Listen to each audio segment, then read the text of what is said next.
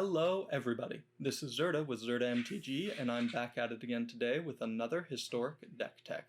So today we'll be going over my blue-white Hammer Time list, and for those of you unfamiliar with the archetype, Hammer Time is just a deck that utilizes Colossus Hammer in conjunction with things like Resolute Strike, or in the blue-white version, Thieving Skydiver. In the red-white version, they use Nahiri, I believe, to equip it, ignoring its equip cost, and do some serious damage very quickly. The best hands from this deck will involve a turn 1 Mistcloaked Herald into a turn 2 Hammer plus Resolute Strike, which can result in a turn 3 kill, barring any kind of removal from your opponent. So if they're on something like Burn and opt to leave the Herald alone for a turn, then that is just something they won't be able to deal with and you will win. Other turn 3 kills involve Core Blademaster into a Colossus Hammer Strike, and you don't even need to have the Mistcloaked, so if you go turn 1 Mistcloaked into, you don't have the Hammer yet, but you play a Blademaster, you draw the Hammer, you play the Hammer, you Resolute Strike, that's game. You say that you played the turn 2 River Sneak, because you didn't have a Herald. Then on turn 3 you play, but on turn 1 you played the Hammer, on turn 3 you play Blademaster plus Strike, and then you have another way to kill on turn 3. So that's the main reason to play this deck, is those draws will just give you free wins.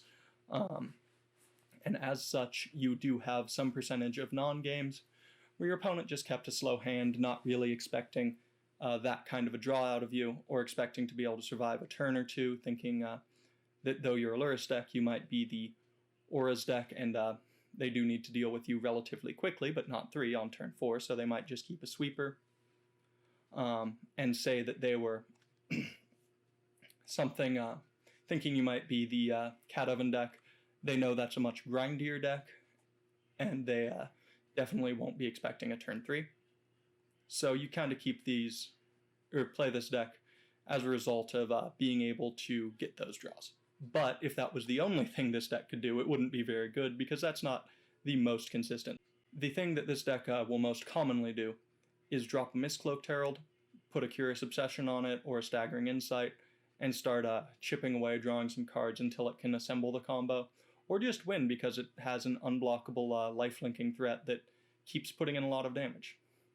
Also, Seasoned Hollowblade is a big draw to any deck that can play it, as, well, an indestructible 3-1 is fairly strong, and as soon as you start jamming things like a Shadow Spear on it, or putting a Staggering Insight or a Curious Obsession on it, you have a pseudo-indestructible threat that can start drawing you cards, gaining you life.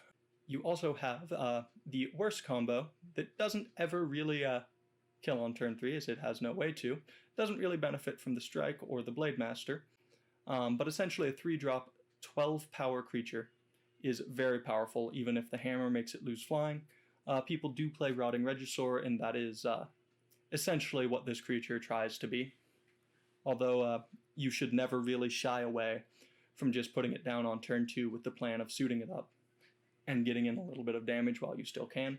And if you draw a Hammer later, just don't worry about it, drop the Hammer, wait for a Strike, and you'll win when you draw it, most likely.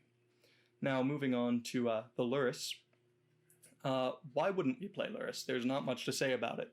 It does give away that we are going to be a low-to-the-ground deck. It lets our opponent know that we're not going to be a control deck. So if you go turn 1 Temple of Enlightenment, then your opponent will know something's up. They'll probably assume the Auras deck.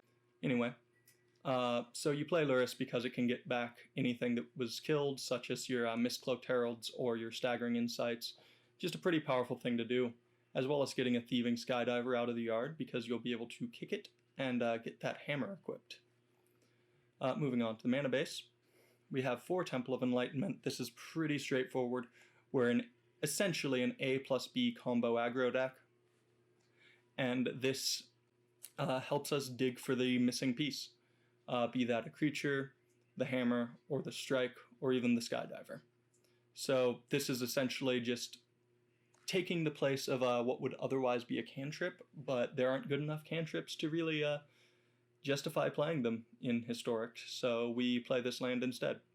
Next up, we have 4 copies of Hallowed Fountain.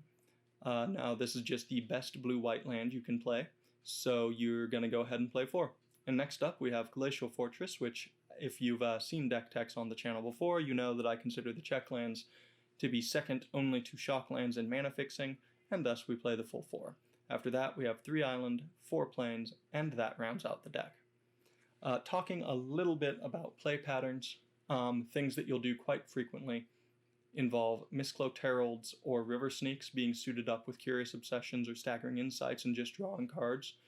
You'll win a reasonable number of games that way, just because drawing additional cards is pretty good, especially on an unblockable creature, and that's kind of the fail state of your deck, so it's not too bad of a place to be.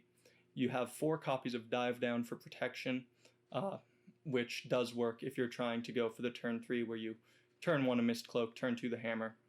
Or I should say, it works on the turn 3 if your opponent tries to do it on your turn. Otherwise, you'd have to wait, make it a turn 4 kill, which is pretty recommended, honestly, if your opponent's going a bit slower. But the point is, this is basically aggro combo. Play it as such. Be aggro first and try and go for the combo second. Don't be afraid to just dump a bunch of derpy 1-power creatures down, even if you can only get them in for 2 or 3 a turn. Eventually, you're going to draw or get the hammer combo, and when you do, that's 10 damage that is kind of just out of nowhere. And as such, you sometimes only really need to do 10 damage in a fair way, and then you just win. Anyway, that was the deck. Let me know what you think down below, and leave a like, comment, and subscribe.